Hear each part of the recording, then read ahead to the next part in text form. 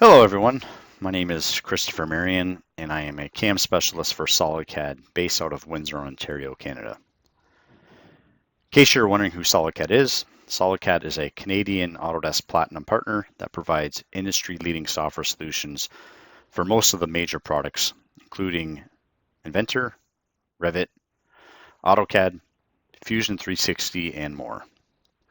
If you're interested in finding out more, you can contact us directly or visit our website at www.solidcad.ca. Today we're going to explore FeatureCAM. FeatureCAM is a feature-based CAM system that can control most any piece of equipment that you may have in your shop, like a mill, 3-axis or multi-axis, a lathe, simple or complex, wire EDM, or even a water jet. This webinar is going to take an in-depth look at FeatureCAM's automation ability of recognizing features and applying operations to them automatically based on some criteria we plug into the software from the start. During this focused demonstration, we will discuss what is AFR, what does IFR provide us, the importance of color coding our models, utilizing some machining attributes and configurations to streamline our programming and future parts, and taking advantage of established FeatureCAM add-ins. So with that, let's get started.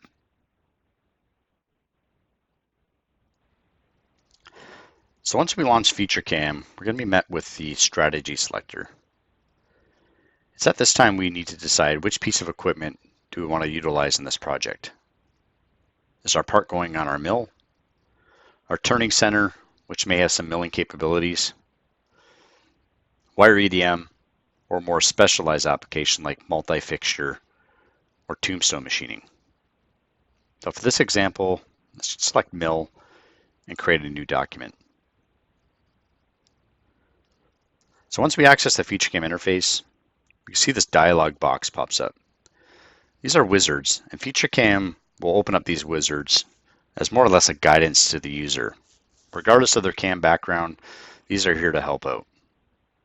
So I'm going to go ahead and cancel this, because we may see a few of these as we proceed. On the far left-hand side is our toolbox. It's made up of our steps, so if you're a new user, you can kind of follow these steps more or less like an order of operation. So from creating my stock all the way to generating my NC code. The part view is more or less like a section that contains anything that we've created or anything we may have imported into this document. The far right hand side is our results tab. So it's going to populate with some NC code or maybe any operations that we've created. So we'll definitely look at this in a few minutes here. Just going to collapse that. Our graphics space. This is where we're going to interact with our models or geometry. Top right hand corner is our view cube, and you'll see these view cubes in any Autodesk software. It's just an easy way for me to interact with the model by clicking on these interactive tiles on the cube. Simulation controls, we'll see this in a few minutes in action, but it's a very integral part of the software, something that needs to be done. Bottom right hand corner is our status bar. This just gives me feedback as to units of measure, what setup is active, post, simulation file, and etc. Okay, so let's go ahead and import our first file. So I'm just going to drag and drop this file into my graphics window. And once we import it in, we can see that we're met with another dialog box. So this is our import results box. So at this point in time, I can decide, do I want to use a wizard or do I not want to use a wizard? So I'm going to use the wizard to establish my setup. So I'm going to hit next. So the first thing I'm going to do is establish my z-axis. So I'm going to select the horizontal face. I'm going to make my z-axis normal to that face. Then I'm going to pick 2 points to define my x-axis. Then my block, I'm going to create just a standard rectangular block based off the material of my plate, the same size. So I'm going to compute the stock from the size of the part. Since we're only really going to focus on the features that are contained within the part. I'm going to put my datum on the bottom left-hand corner. We're not utilizing any multi-axis. and I'm going to hit finish. So before we do any feature work, what we need to do is kind of plug in some information into the software. One piece of information is our post. So as you can see, we've got our Haas VF post active. So this is going to generate any code for that machine. You see where it says tools, that's our active tool crib. So FeatureCAM, once you install, automatically comes with thousands of tools at your disposal. So you don't no need to create them off the start. But you can create your own tool crib. One last piece of information is the stock. Very important for generating speeds and feeds, because right now we've got aluminum plugged in and we're utilizing aluminum for our speeds and feeds.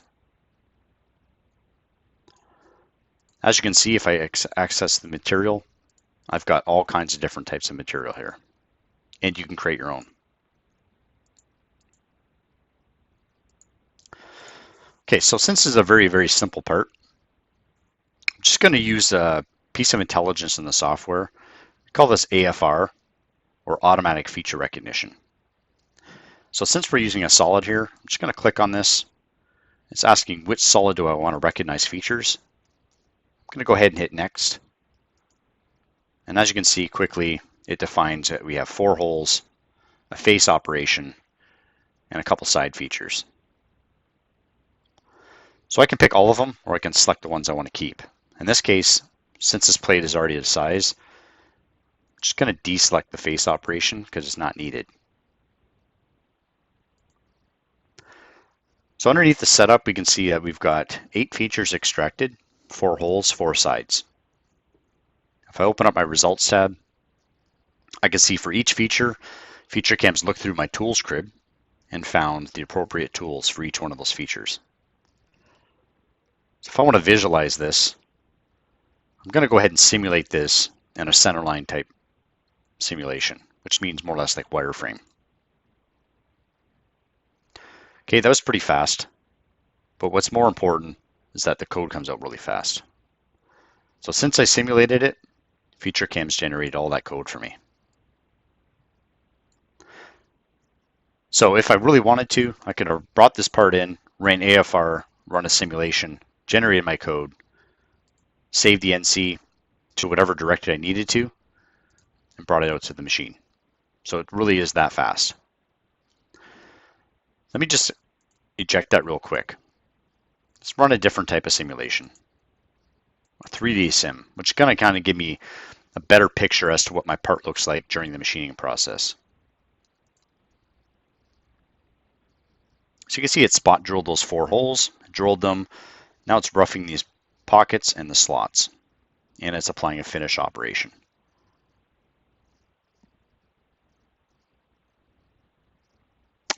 Okay, so as we run the simulation, you can see that it took 2 passes to cut this pocket, a few more to cut these slots.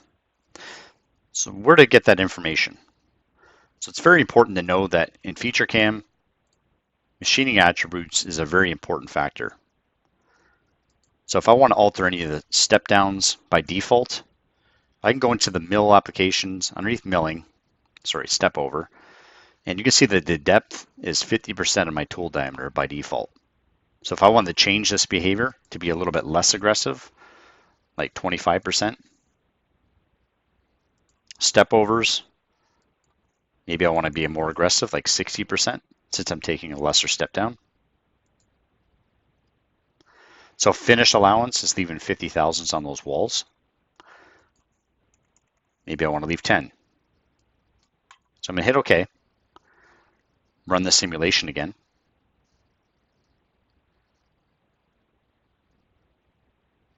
So now you can see it took 3 step downs to get through that plate, and quite a few more to get through these 2 slots.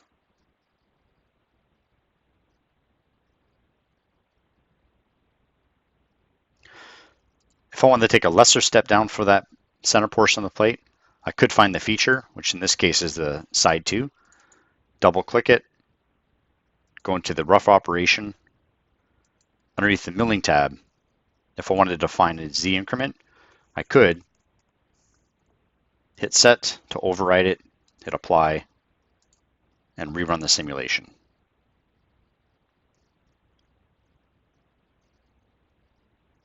So there's a few different ways that we can manipulate the toolpath to do exactly what we want. But the most important thing is that by default, if I just install FeatureCAM, imported my part, we would definitely get some toolpaths out of the box.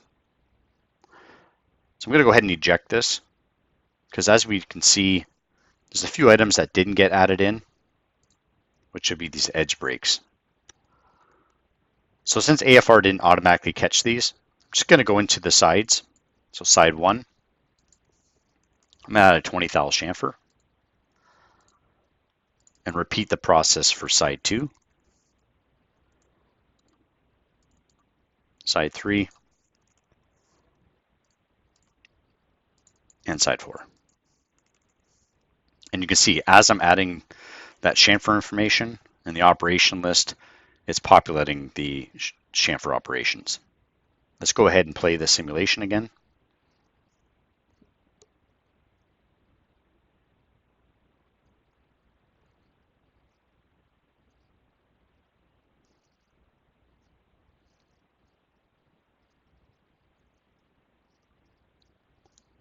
Just going to speed this up a little bit.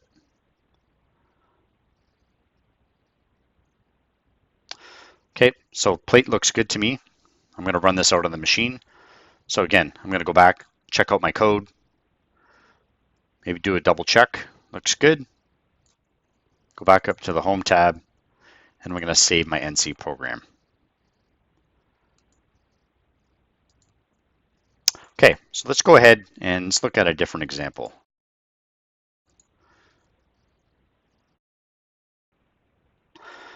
All right, let's go ahead and create a new document, a new milling document. And I'm going to go ahead and bring in a different file. So this file is a little bit more complex. It's got a few different types of features, maybe 2 different setups. Before we start going through any of the setup wizards, I'm just going to go back into the Features and Manufacturing tab and kind of look at the attributes again. So if I go into the step over page, this is where we change the options in the previous file. Well, we can see that these values have reverted back to the original state. That's because the machining attributes are only for the current document that we're working in. Every time we close a document, they always revert back to the defaults. So if it's something that I want to create different types of configuration files, this is exactly where we need to do it. So I could set up an attribute for aluminum, maybe an attribute for plate work, steel work, and so on and so forth. The only problem is I need to establish this configuration before I create my document. So let's go ahead and close this, since we didn't get too far. And I'm going to go ahead and select milling again. But before I create a new document, I'm going to drop down this list, and I'm going to bring in my aluminum attributes upon creation.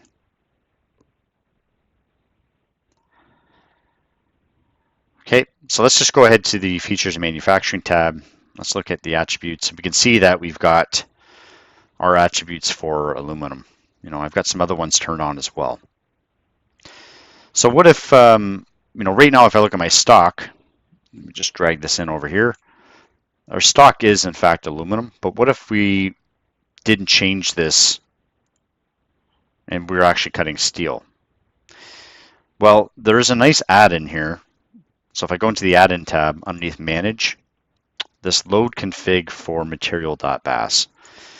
If you go into the library to initialize this, just go into the utilities group and turn this guy on here. So how this add-in works is that I'm going to create a configuration file for each type of material that I might work on. The stipulation is that the configuration file the name needs to match the stock type. So you can see I've got it called aluminum because there's a stock that exists called aluminum, and so on and so forth for each type of stock that you might cut on a regular basis. So how this works, if I have this loaded in, which I've got it turned on, is that after I create my document, if I change my material, if I change this to steel, and hit OK, my attributes are going to change accordingly, like so. So if I went back into the stock page, let's cancel that, went to material, change this back to aluminum, go back to the attributes, you can see how it changes automatically. So it's a nice little add-in to use, you know, if you either forget to change the stock, or you might change the stock throughout, depending on your, you know, if you don't know what material you're cutting at that point in time. Okay, so let's go ahead and bring that file back in. And I'm going to set up to work on this side of the part first. So let's use the wizard for this. I'm going to align my Z-axis to the back face. I'm going to align my X-axis to this face. Then I'm going to actually create the document, or the stock size, to 8 inches, 5.5 by 3. I'm just going to leave a little bit of stock on the top, just enough to establish my Z-axis. I'm going to create my datum, or my G54, on the top center. And I'm actually going to create it not on the top of the stock, but on the top of my part. So I'm just going to come in and pick this face again. You can see it automatically offsets my UCS down 10 thousandths. No multi-axis, and let's finish. So again, before we go any further, I might just want to bring in some of my fixtures and that to more accurately represent how my part's going to be set up on the machine. So I'm going to go back into the add-ins, underneath Manage. I'm going to turn on this Import Vise macro. And again, it's in the library, underneath Utilities, Import Vise. So how this works is when I import this macro in, or turn it on, in the macros group, there's going to be a little button here. And when I click on the button, it's going to open up this little dialog that actually gives me a bunch of different types of options. One option is which vise are we going to use. So a lot of standard type vices here, from turning chucks to standard, you know, milling chucks. I'm going to click on the curt. I'm going to place my part 1 inch into the vise. But if the vise that you have in your shop is not found in this list, you can always add it in. So it's a customizable list. If you need more information on that, feel free to reach out. So let's import this vise. And you can see all the components of the vise get imported in, and the vise jaws actually clamp against the stock. Okay, so at this point in time, I think it's safe that we can start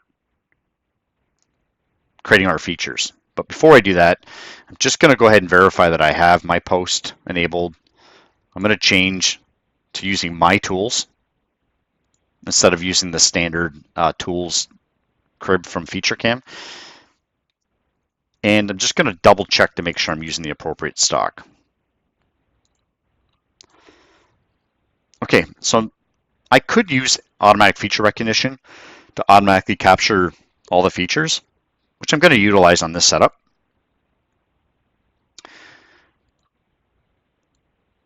Okay, so you can see all the features get extracted again.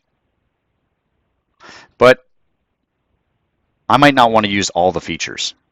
So I can go through and just select them all, or I can just select the ones I don't want to use. So again, if I go back to the bottom of the list, I'm going to use the side. I might not use that whole feature. I'm not going to use this one for now. Either this one or this one. I'm just going to extract all the rest of them. Okay, so there's a couple things here we need to watch. If I look, I've got a face mill operation, and then I've got a couple side operations with this exclamation. So it's basically telling me that the end mill is not found. That's because the way that FeatureCAM extracted the side feature, it extracted it so deep that I don't have a tool that it's actually capable of cutting that. So the first thing I'm going to do is go into the side feature. Underneath the dimensions, I'm actually going to change this depth to 1.9. So once I change that depth, we'll see that the tools actually populate because I have something in my tools crib that can actually reach that depth. So let's go ahead and hit OK. The other thing I might want to do is just modify these holes. So I've got 6 different holes, but it's really hard for me to kind of go through these and just change one at a time. So I'm actually going to remove these and delete them. What I'm going to use this time to capture these holes is not AFR, but IFR. So IFR stands for Interactive Feature Recognition. So with IFR, I'm able to go into my feature selector, select hole, and I'm going to extract these holes using feature recognition. The advantage of this is that I just have more options. So I'm going to hit next, and it finds all the holes again for me. Again, I'm going to select the ones that I want to keep. And hit finish. And you'll see that FeatureCAM will put these into patterns.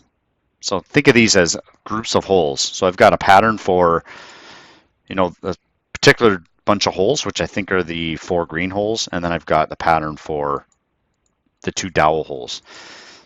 So that's a good topic to kind of dive into here, is how do I know that these are clearance holes and these are dowels? Well, to me, it's very important that, as a designer, that maybe we should be color coding our holes, or at least designing our holes to certain values so that we know when we start extracting them, that we know exactly what those holes are for. So in this case, I'm going to color code my holes so that I know that these green holes are clearance holes for cap screws. So if I look underneath, I've got a counterbore. And then these pink or magenta holes are going to be for reamed holes or press holes. In this case, it's going to be 2 dowel holes that go in here. So I'm going to go back into my pattern number 1. These are going to be clearance holes. I'm going to double click on that pattern. I'm just going to extend the depth so that the depth of these holes go to the depth or the beginning of my counterbore. So I'm going to go into the dimensions page, and the depth right now, I'm going to click it. I'm going to click on the top face and the bottom face, and FeatureCAM will figure out that depth for me. The 2 dowels, I'm going to leave them the same because they've already hit that same face. So I'll leave them exactly the same depth. Let's go ahead and run a simulation on this.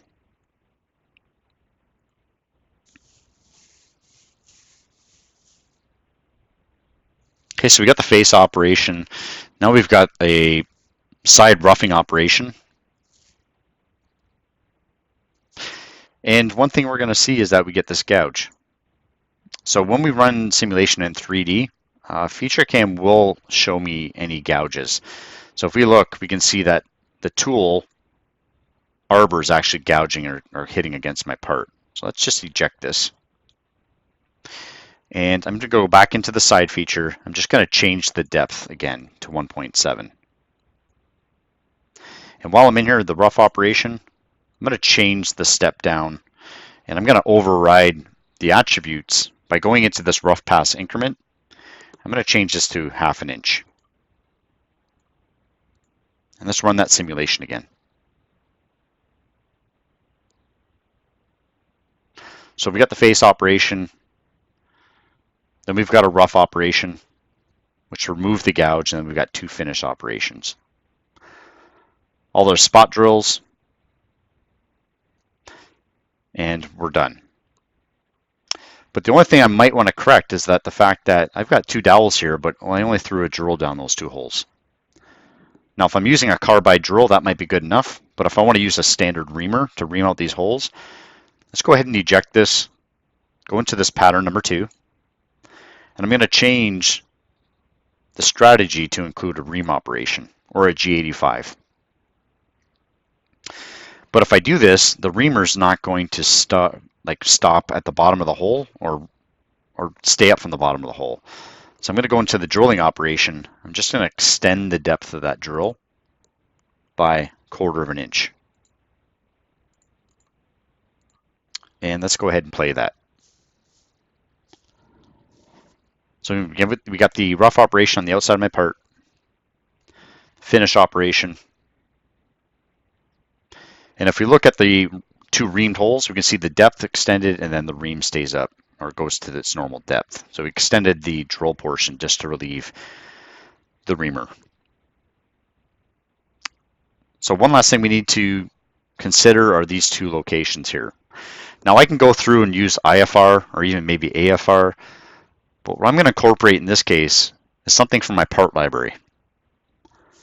So if this is something that's going to be more commonplace on a lot of my holes, these are for clamping options for my fixture. This might be something that I'm going to utilize on a bunch of my parts. Well, I can program them one time and then save them to my part library. So in this case, I saved it as my FCS location. I'm going to go ahead and paste this into my document. As you can see, we can see the feature here gets added in. It's actually a series of features. I'm going to add it to this first location, the center of this hole. I'm actually going to hit finish. And let's paste this in once again.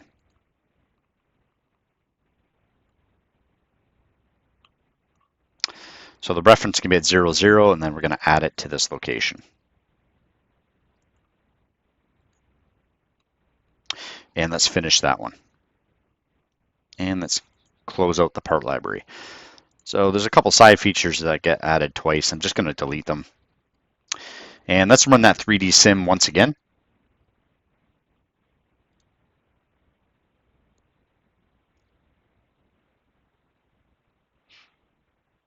So again, roughing the outside of my part, finishing the outside of the part, all of our drill locations, the reamer, and then we've got our FCS locations with just drilling, tapping, and then we're boring out those holes, and the chamfer. So one last thing I might want to incorporate is just an edge break on the actual outside of my part. So let's go ahead and eject this again real quick. Let's go into my side feature, double click to open up the feature. Go into the dimensions page, underneath chamfer, I'm just going to add a 20 thousandths chamfer or an edge break. Hit apply. You can see it automatically adds the operation for me. I'm going to click on this option here, just fast forward the simulation. And there's a simulation, and there's also our code for our first setup. So at this point in time, I can go ahead and save the code. Save it, run it out to the machine, and then we can continue to program our second setup. So before I go into the next setup, what I'm going to do is just go up into the results, and I'm going to save the simulation results as a step, or an STL file. And we're going to use this STL file to use this for my second setup stock representation. Because I've done a bunch of work on here, I want FeatureCAM to recognize the way that stock looks like at this point in time for my next setup. Okay, so let's go ahead and eject this.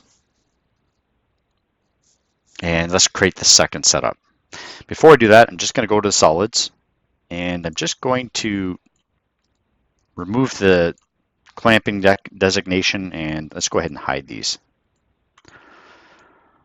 Okay, let's go up to the setups. It's in my part program group. I'm going to create a new setup. And let's go ahead and modify this UCS for my second setup. Let's go into the 0. And we're going to align it with an existing UCS, which in this case is going to be setup number 1. And hit OK. I'm just going to reverse the Z-axis so it's facing the opposite direction. So in this case, I need to modify the UCS. I'm going to go into the Create group, UCS, Rotate. I'm going to rotate it 180 degrees around my Y-axis. Hit OK, and close. So now if I do a top view, we're now looking at this side of the part. All right, so I'm just going to go ahead and import my fixture in. Drag and drop this file in as well. And I'm going to use the same alignment as my last import. So let's go ahead and finish that, like so. All right, and before I begin, what I'm also going to do is import that STL file that's on my desktop. So I'm going to go to my desktop, drag and drop this file in as well. And same thing, I'm going to use the same alignment as the last import and hit finish. Actually, let's undo that real quick and do this one more time. So I want to accept the data as is and hit finish, like so. So let's go back up to the stock properties. Double click. I'm going to use, for second setup, a user-defined piece of material. And we're going to use this guy here. And apply. All right, and since I don't really care to see it, I'm just going to go over to the STL option and let's hide this stock. And hide it, and let's hide the stock option as well, like so. Actually, I am going to turn on the stock just so I can visualize what I'm working with. So let's go ahead and create a feature on setup number 2 to basically remove a bunch of that material, the holding stock. So let's create a face operation, but I'm not going to use the feature recognition in this case. I want to stop the face operation to the top of this key. We've got roughly 5/8 of stock, so let's incorporate a roughing operation. Let's go ahead and hit finish. And I'm just going to incorporate an 1/8 of an inch step down. All right, so let's go ahead and create the feature for this standing key, remove all that excess amount of stock from it. So let's go back to features. Let's create a side feature, and let's extract that with feature recognition. I'm going to select the side surfaces manually.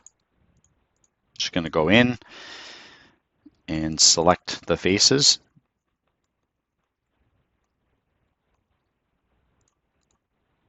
And let's go ahead and add them into the selection window. Hit next, and let's just verify that we're removing the appropriate side of the material, which it looks good. So I'm just going to go into the operation. I'm going to incorporate an NT continuous spiral, and I'm going to put some extensions on and some arc leads whenever possible. Just makes it a little bit smoother on the machine. Okay, so let's go ahead and create another side for the next shelf, if you will. So this first shelf that incorporates some yellow surfaces. Let's create another side feature. I'm going to use the same method I just did, but instead of selecting these manually, what I'm going to do is select these by color. It's another way that we can select off the models by color. So again, this is probably something that you might want to consider. So I'm just going to manually remove these faces because I don't want to incorporate them in this side feature. And let's add them in. Looks good. Let's verify we're cutting on the appropriate side, which we are. Let's hit finish. And in the strategy, I'm just going to turn off bidirectional rough. And I'm going to put in a Z increment of 1/4 of an inch. Okay, let's go ahead and create the features for the 2 corner pockets or 2 corner sides. So I'll use extraction from feature recognition, but this time I'm going to use automatic recognition. So just something to consider if you end up using this method is that since I've got this mounting plate turned on, FeatureCAM is also looking at that mounting plate for any features. All right, so let's go ahead and select that section, and let's go ahead and select that one as well. So it's created for me 2 more side features. Let's go in, and I'm going to do the same changes that I just did on the previous side. 1/4 inch step. And let's do the same thing for side 5. So remove the bidirectional rough. And let's add the Z increment pass of 1/4 inch. Okay, so if I don't want to kind of visualize this before we go any further, I'm just going to turn off setup number 1 since we've already exported that code. It's already ready to go to the machine. I just want to simulate setup number 2. So I'm going to make sure I've got a 3D sim turned on. Go ahead and hit play. So right now FeatureCAM's generating all those toolpaths. But if we don't make any changes to those features, then we don't have to regenerate them. Okay, so there's our face operation, removing that excess amount of stock. Just going to bump the simulation speed up just a little bit. There's that keyway. There's the first shelf, and then the two sides and the opposing corners. So what I could do is eject this, but if I'm going to continue running some more simulation on this part, I'm just going to go up to the results tab. I'm going to use this option, use results as starting point. This will allow me to continue on with the simulation at this point in time. So let's eject this. And I'm just going to turn off these features because we already ran them in simulation. And let's look at these 2 pockets here. Let's go back up to the feature extraction. This time we're going to extract some pocket features. And I'm going to use the automatic recognition. And again, we're scanning the mounting plate as well as the 2 pillars there, as well as the model that we're working with.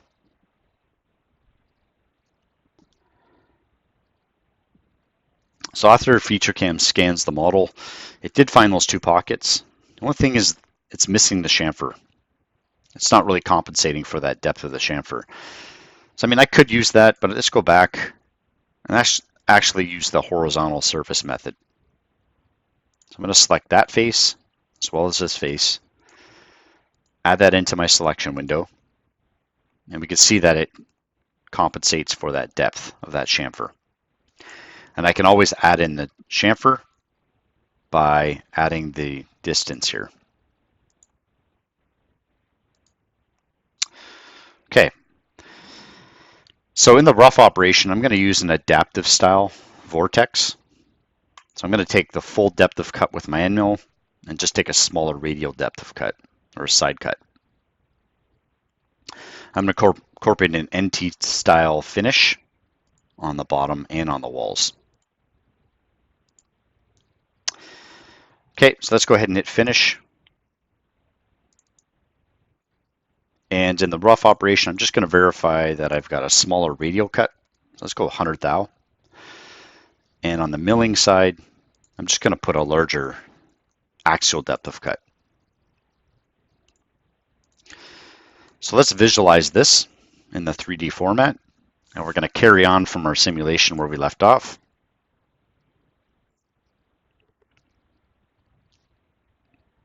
So you can see the helical entry to the full depth of the pocket, and then these trochlear type moves to remove the excess amount of stock.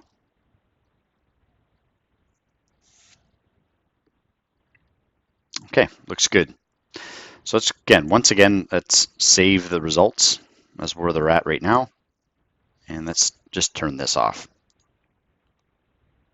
All right, so we just got a bunch of holes that we got to look at now. So let's look at these 4 counterbore holes. I'm going to turn off the stock just so I can kind of look inside. And let's go back to features. Let's extract some hole features. Now, if I were to select next, again, we're scanning everything, and it scans the holes that we want. It's scanning both the counterbore portion and the portion that we already drilled. So let's go back. I'm going to use the extract a single hole method. And I'm just going to select these faces.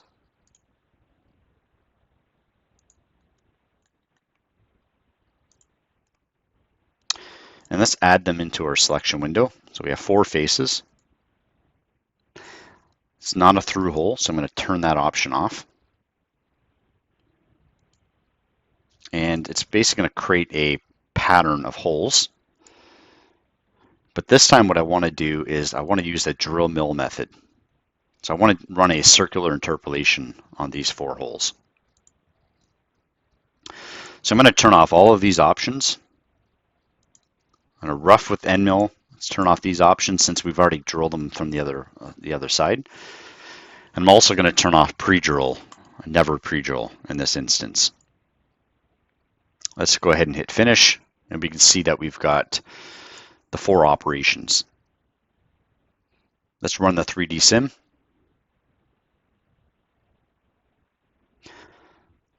So it looks good.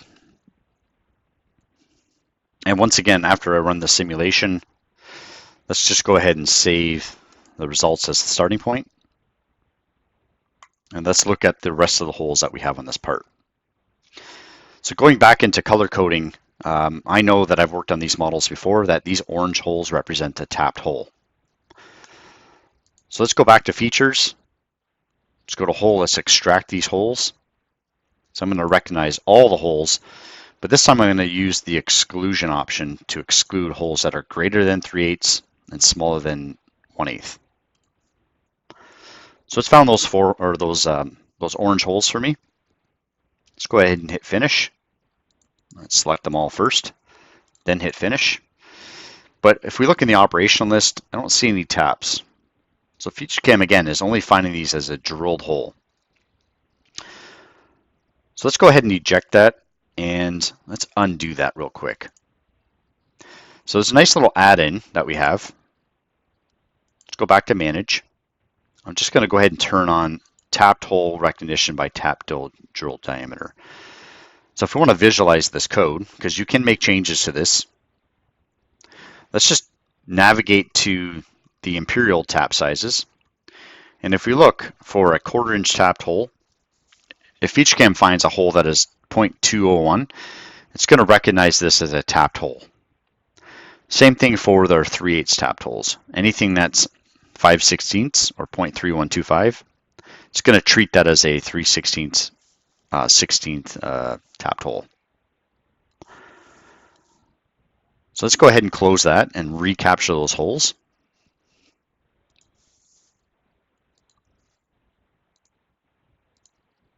And if we were to look at the hole real quick, we can now see that it's recognizing this as a tapped hole, not just a plain drilled hole. Let's select all of them, hit finish, and you can see we've got our taps as well as the rest of the operations. So let's go ahead and just run the 3D sim real quick just to verify everything. Slow this down, but looks good. All right, so I'm pretty happy with this. Let's go ahead and export this code. So before I do that, I'm just going to turn on all of our setup 2 features. And let's go ahead and run a centerline sim so we get all the code. Let's maximize the speed. But you can see it's going to take a little bit of time. So let's just eject this. And we're going to turn on one more add-in. Let's go to manage. We're going to turn on this BLAM NC code. What this does is going to instantly get me some NC code based off all of my features. All right, so there we go. Nice and quick. We've got our code. I could send this out to the machine. Go ahead and OK. And let's just overwrite it. Yes. All right, so let's just go ahead and eject. Let's go run this in 3D sim one more time. And as this is running, let's just bump this up real quick. Let's go ahead and eject. Let's clear the NC or the simulation, and let's go ahead and run this again. But before we do this, I'm just going to go into my solids, and what I'm going to do is take this part file, and I'm going to use this as my part compare. What this does is when I run my 3D sim, let's just run it out real quick. Run the helical operations as well as all the drilled holes and taps. And what I could do now is underneath show, I could do a part compare. It's a very useful tool because I can visualize if there are any gouges on my part. So if I look at the part, I can see green, which is always a good sign. Whenever we see red, this indicates that where there's some kind of a gouge. Well, I would expect to see that, especially on a tapped hole. So anywhere where I'm tapping a hole, I'm definitely gouging the part based off of how the tap drill sizes were modeled onto the part, not the tap sizes. But looks good to me. I don't see any gouges in the pockets or on the sides. So let's go ahead and eject that. And we're finished up here. So I can go ahead and save this and continue on working. So thank you all for attending this first of hopefully many FeatureCAM demonstrations. Feel free to contact us at SolidCAD with any questions or comments you may have. If you have any suggestions for future content, feel free to let me know. For now, I'm going to open this up for any questions that you may have. Thank you.